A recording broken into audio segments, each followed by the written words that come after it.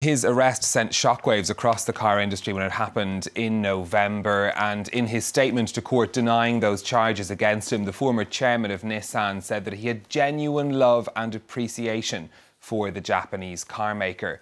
Now, nevertheless, shares in Nissan have tumbled since Mr. Ghosn's arrest on the 19th of November last year. They're some 10% lower now than they were before his arrest. Investors worrying about the future of the car maker without the man who was responsible for bringing it back from the brink of bankruptcy. This is, if you look at Nissan shares over the past 6 months, the dip fairly sharp from when he was arrested there on November 19th to the position today. The Nissan shares closing just under 900 yen at the end of the trading day in Tokyo. Not much of a movement in today's shares. They're up around 0.5%. That's, of course, because nothing particularly unexpected happened in this hearing. From an investor's point of view, the future of the alliance with France's Renault is a big question mark, still yet to be answered. Mr. Ghosn remains the chairman of that partnership. Let's take a listen to the view of the French car industry expert Flavien Neuvy. The alliance future can be determined by three possibilities. First, maintain the status quo, which seems difficult to envisage now. Two, take the alliance further, like an outright merger or takeover, or one of the two. Or conduct a rebalancing, but now no one knows what the emerging scenario will be, and we see that deep down, perhaps we've reached the limits of this alliance.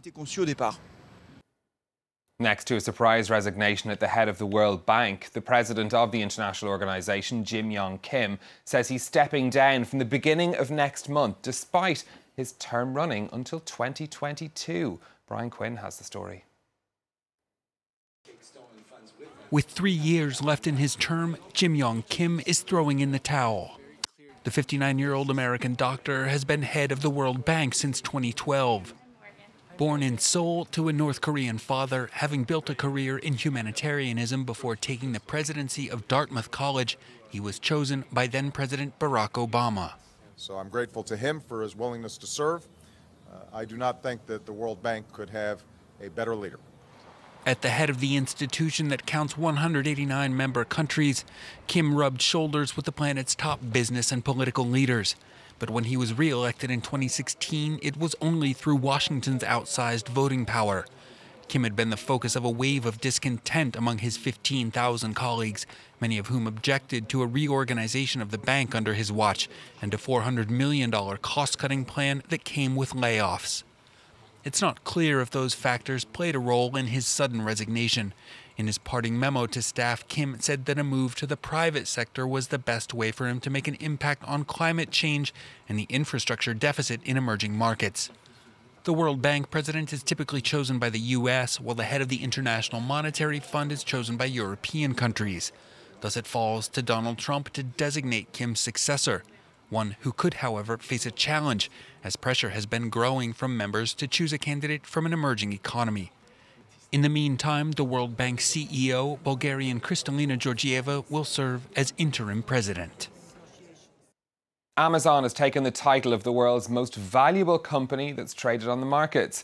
Its shares rose by over 3% on Wall Street on Monday, pushing its value to almost $797 billion.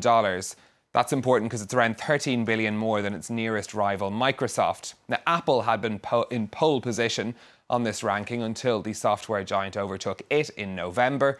Apple now lagging in third place, the value of a mere $702 billion. Of course, its shares have tumbled since the company warned of lower sales of its iPhones.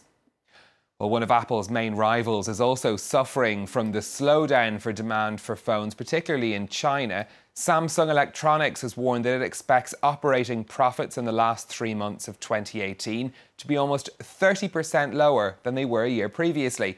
That's as demand for its memory chips cooled down, as well as more competition from smartphone makers. South Korean company says that it expects its earnings to remain subdued for the first quarter of 2019 as well.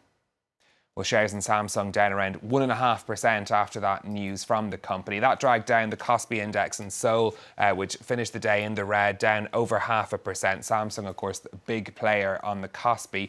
Generally pretty calm across the Asian markets. The Nikkei in Tokyo finishing the day up by 0.8%. Small drops in Shanghai and just a flat trade in Hong Kong at the moment. On the currency markets, €1 trading for $1.14 and just under 90 pence sterling as well.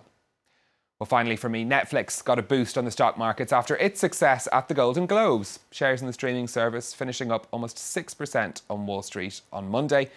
Its film Roma won the Globe for the Best Foreign Language Film and Best Director for Alfonso Cuarón. The Kominsky Method won 2 awards, while Richard Madden from the British series The Bodyguard also won the Gong for Best Actor in a TV Drama. Now, compared to its rivals, Amazon shows won just 2 awards at the Golden Globes, wins being seen as an endorsement of Netflix's massive investment in original content. Reports that last year's budget reached over €10 billion.